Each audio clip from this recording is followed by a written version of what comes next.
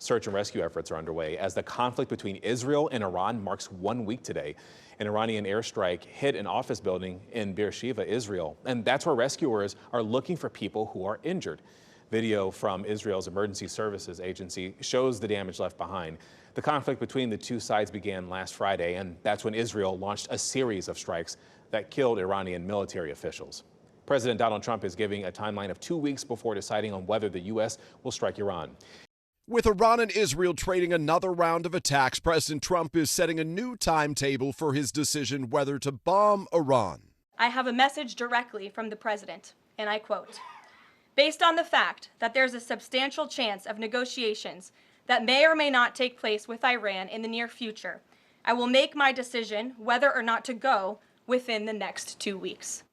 Today, European diplomats are expected to meet with Iranian officials in Geneva, just 24 hours after Secretary of State Marco Rubio and the president's Middle East envoy Steve Witkoff met with the UK's foreign secretary, discussing how Iran must make a deal to avoid a deepening conflict. It comes after the president had repeatedly suggested strikes could be imminent. I may do it, I may not do it.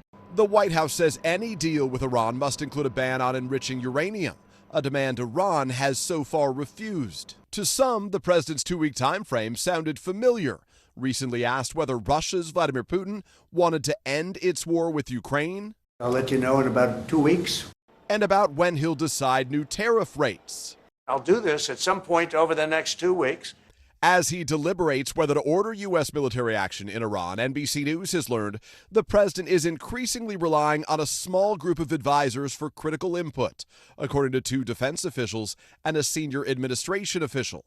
Among them, Vice President J.D. Vance, Secretary of State Marco Rubio, Chief of Staff Susie Wiles, Deputy Chief of Staff Stephen Miller, and Special Envoy Steve Witkoff.